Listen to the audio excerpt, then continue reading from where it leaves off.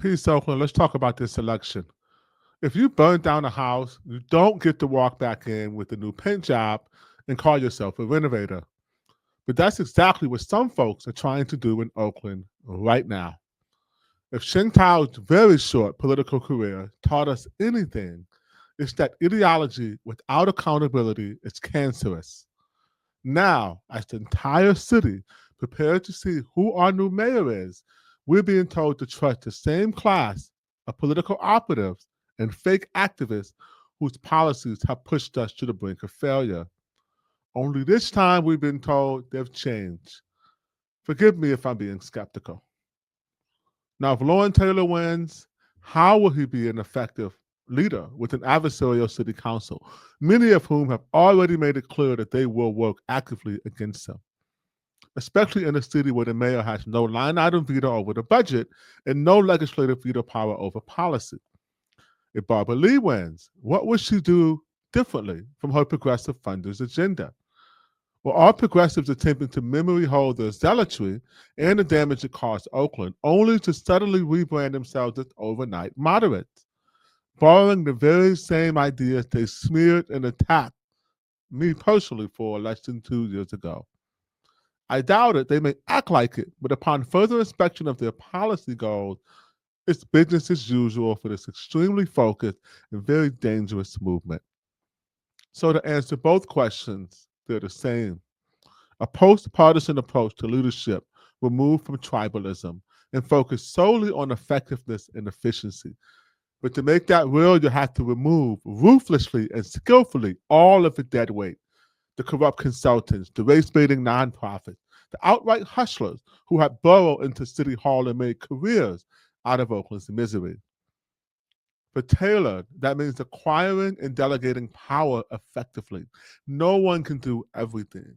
He needs to focus on what he's good at, policy, and build a team that can execute and apply pressure to council members standing in the way of that progress.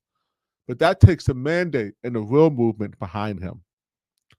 For Lee, the job is even tougher. She'll have to kick to the curb the very people who just helped her win. That includes a clique of narcissistic, power-hungry sycophants who've already done measurable harm to this city. We are now a national laughingstock on the brink of bankruptcy. Our former mayor is facing life in prison for pimping out the city, and her enablers, the ones who just helped launch Lee, were finally shown the door after being exposed in literal black and white with Leigh Hansen's FBI confiscated memo. Who else was in the room? Who else was in the room? For corruption, racism, and incompetence. However, I have only slightly more hope that Taylor can achieve what needs to be done, and that's not a comfortable feeling. Yes, I believe he's much more qualified, but Lee actually has a simpler path to quick change, although simple isn't always easy. And for her to do what's right, she'll have to betray the very people who put her there. That takes conviction, that takes courage, and that takes a willingness to be hated by your own team. When I ran for mayor in 2022, Jack Saunders of the Coalition for a Better Oakland and former political science professor at Cal State Berkeley gave me some advice. I'll never forget it. He said, Seneca, you can't shake a donor's hand, look him in the eye, take his money, and then go fuck his wife. Then politics isn't for you. Now, it took me a while to understand what he meant. I don't think now that he was saying that all politicians are corrupt, like I did then. I believe he was saying that you better know who you're going to screw over when you get into office because you can't serve everyone. Winning and governing are two very different games, and you better know the difference. So, to whoever our next mayor is, I'll be praying for you, and I'll be watching, reporting, speaking out. Oakland deserves better. But you don't get what you deserve, you get what you negotiate. And when negotiations fail, revolution becomes a tool of last resort. I believe we're in that moment now.